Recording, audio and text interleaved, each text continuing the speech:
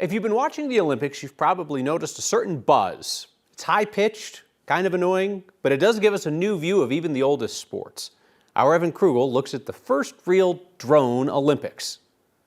Yeah, if you've been watching the Olympics, chances are you've been hearing and seeing a lot of these. No, your TV is not broken.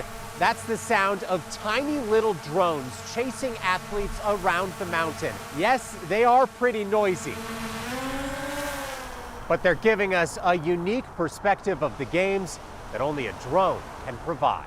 NBC says we can't show Olympic video during Next. Ready? So we decided to let Mikey Trahan Here we go. take us into the air. We can take a quick tour of the studio and get a nice look around. He's a pilot with Denver-based Indoor Drone Tours, which uses first-person view drones similar to the ones being used in the Olympics. And so right now in our goggles, we are seeing what the drone sees.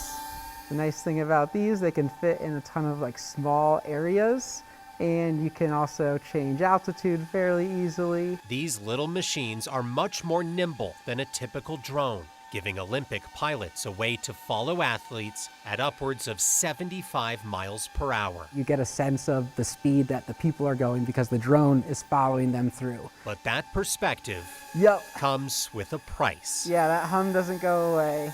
FPV drones do make noise, but they also give viewers just a whole immersive experience, which I think outweighs the negatives. Mikey is a little biased. Maybe a little. He typically flies commercial buildings, like this Denver skyscraper, but also has been hired to cover pregame shows at sporting events. He says the Olympic pilots are the best of the best.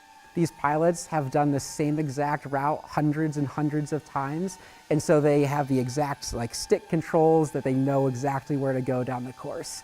I think I might need a bit more practice. Those are incredible pilots at the Olympics. I have hundreds or thousands of hours on drones, but would need a couple reps before being comfortable doing that on live TV. Mikey hopes to see more of this in the future, a new view giving us a noisy new perspective in the race for gold. For Next, I'm Evan Krugel. So drones were actually first used at the 2014 Olympics, but those first-person view drones arrived in 2024, first used for a mountain biking event.